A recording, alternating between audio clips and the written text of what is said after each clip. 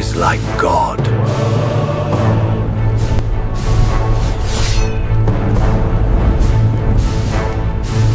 Who is like God?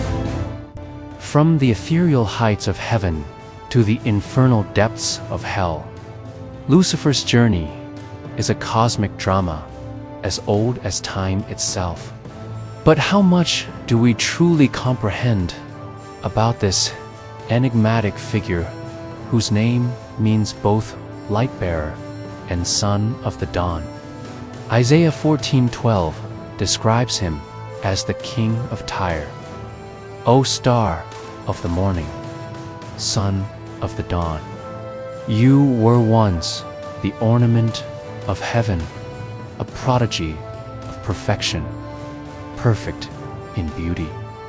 It was intentional, intricately planned by the Creator. Ezekiel 28:12 says, Son of man, you have a vision of the morning star, bright as the sun, and beautiful like the moon, shining like an unprecioso jewel. Isaiah 14:13 states, For you have said within yourself, I will ascend to heaven. I will set my throne above the stars of God. He wouldn't listen to reason. He wouldn't heed the pleas of his Creator. And so, the inevitable happened. Lucifer's defiance escalated, and he crossed the point of no return. I will preside on the highest place of the north. On one side stood Lucifer and his followers, a rebel force that boasted power, numbers, and an intoxicating promise of glory. On the other side stood Michael, representing the unwavering loyalty and commitment to the divine order. The war wasn't just a physical conflict. It was a clash of ideologies, a battle between light and shadow. I will climb to the heavens above. But this desire wasn't just a personal ambition. Lucifer and his followers were cast out of heaven, hurled into the abyss of darkness. It was a spectacle as breathtaking as it was devastating. But Jesus resisted each temptation with scripture and righteousness, proving his divinity and setting the stage for his mission on earth. His goal shifted from ascending to ruling over all, to corrupting and ruining God's creation. He tempts, deceives, and distracts humanity, working through demonic powers to maintain his hold over the hearts and minds of men. He saw mankind as a threat, a distraction, and he wanted them gone. But God had other plans. He leads nations and deceives multitudes, but his efforts culminate in defeat, paving the way for God's ultimate triumph. Why did God create a being he knew would fall? The answer lies in the concept of free will. True love cannot exist without the freedom to choose. Obedience without the possibility of rebellion is mere compliance. And don't forget to hit that subscribe button for more enlightening content. Thank you for watching. By giving Lucifer and humanity the power to choose, God allowed them to face the consequences of their decisions, ultimately leading to the grand narrative of redemption. Luke 10:18 describes it poetically. I saw Satan fall like lightning from heaven. Revelation 20:10 declares, and the devil who deceived them, was thrown into the lake of fire and brimstone, where the beast and the false prophet are. Through Jesus, God offers redemption and the promise of a world free from darkness. The final victory of good over evil assures us that no matter how potent Lucifer's influence may seem, it is ultimately transient, and they will be tormented day and night forever. There is no escape, no second chance. His story serves as a beacon, guiding us towards the light of truth and reminding us that no matter how deep the fall, redemption is possible. But let us not forget that while Lucifer fell, there is another star whose light shines brighter than any darkness. The morning star may have stumbled, but the sun of righteousness is risen. And as long as we walk in his light, no shadow of doubt, no whisper of fear, no matter how powerful, can shake our faith. Lucifer's story may be etched in the annals of eternity, but it pales in comparison to the grand narrative of divine love and redemption. We are called to write our stories in the light of truth, to be children of the day, shining brightly in a world that needs the light. Lucifer may have chosen darkness, but we have the power to choose the light. The once glorious morning star is banished to eternal darkness. Once radiant angels became demons, twisted reflections of their former selves, driven by hate and consumed by darkness. It was a challenge to the very fabric of creation, a direct confrontation with a divine order established by God, and he was perfect in beauty. Here we learn that Lucifer was more than just an ordinary angel. Disguised as a serpent, he approached Eve, tempting her with forbidden fruit. He challenges God, claiming that Job's faithfulness was rooted in God's blessings. Satan wagered that if God removed those blessings, Job would curse God.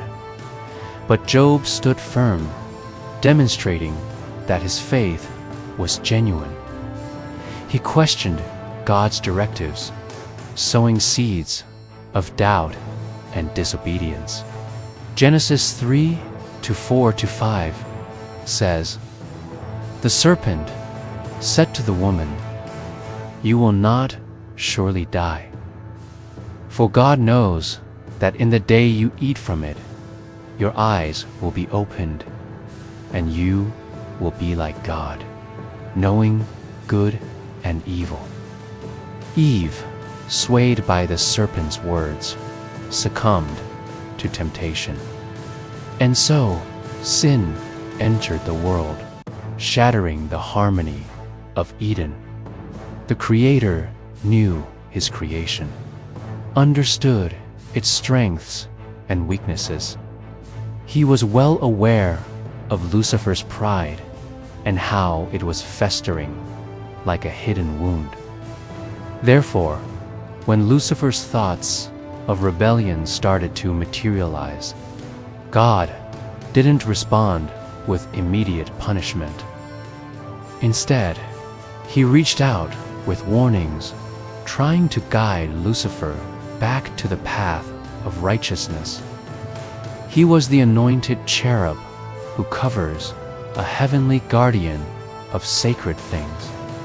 These words unveil a celestial wonder, an angel of such radiant brilliance, that he was the crowning glory of the heavenly court. God intended to create humanity in his own image, and in time to become human himself through the incarnation. This revelation served as the final straw for Lucifer. For him, the idea that a mere mortal could somehow be elevated to God's level was preposterous. It was an insult to everything he once stood for. And so, consumed by his own grandeur, he chose rebellion. But what made Lucifer so exceptional? How did he captivate the eyes of heaven before his fall, and clear the voice of Michael, the archangel? He cried out, Michael, a Hebrew name meaning "who is like God." It wasn't a rhetorical question. It was a declaration, a testament to the supremacy of the divine. Michael rallied the forces of good, uniting them under the banner of righteousness and loyalty. How did he fall from being God's most cherished creation to becoming the embodiment of evil? How does his story impact us today? What is the true story of Lucifer? Let's find out. Heaven's radiant jewel. A symphony of perfection from the beginning. Lucifer was a marvel, a masterpiece of divine creation. Among them, the seraphim, the cherubim, the archangels, and more. Lucifer, as a cherub, held a position of immense authority and reverence. He was only second to Michael, the archangel.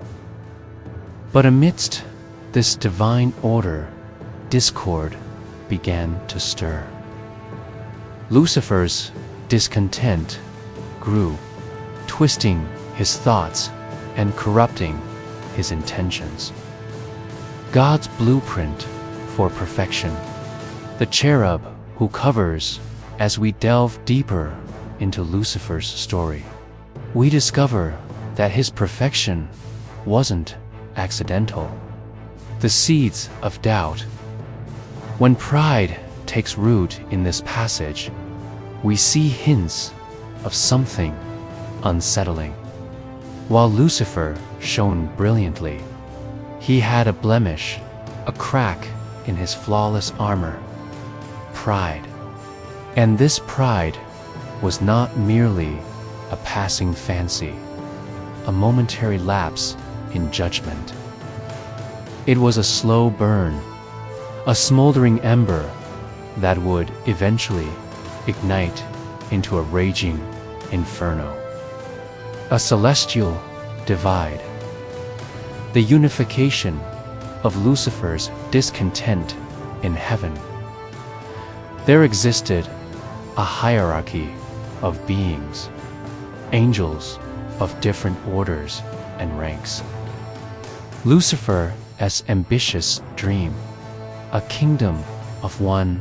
The Bible tells us that Lucifer wanted to ascend higher, to reach the very throne of God. A father's warning, echoes of grace before judgment. Lucifer's actions did uncatch God off guard. Unanswered prayers. When doubt turns to defiance, despite God's warnings and attempts at intervention. Lucifer's heart remained hardened. The incarnation ultimatum, God's ultimate revelation. As tensions reached a boiling point, God revealed his ultimate plan for creation. A plan that would change the course of history forever. Michael's defiant cry, "Who is like God?" Amidst this maelstrom of rebellion, one voice rang out, loud war in heaven.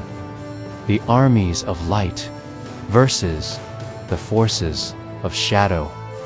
As the great war commenced, the very foundations of heaven trembled. The fall, like lightning, Lucifer's descent into darkness, the climax of the war was swift and decisive. Satan's new mission, corruption and ruin, cast out onto the earth. Satan's rage intensified. The garden of deception, the serpent and the fall of man in the idyllic setting of the Garden of Eden. Satan found his first opportunity to test his might. Job's unshaken faith, the accuser's challenge in the book of Job. We witness Satan's cunning at work once more. Jesus in the desert. The ultimate test in the Gospels, we see Satan confront Jesus in the desert, attempting to tempt him. Demons and deception, evils enduring influence even after his defeats. Satan continues to influence the world. Revelation's final battle, the last stand of evil in the book of Revelation. Satan is depicted as a roaring lion, gathering his forces for a final assault.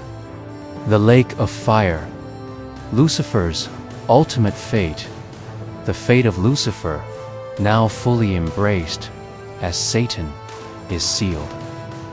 Why evil exists. A cosmic paradox in contemplating Lucifer's tale. A profound question arises. Hope beyond the fall. Redemption and the triumph of good despite the existence of evil. The story doesn't end in despair. Conclusion. A legacy of light and shadow. Lucifer's legacy is a haunting reminder of the allure of darkness, the dangers of unchecked pride, and the importance of remaining steadfast in the face of temptation. What resonates with you the most from Lucifer's tale?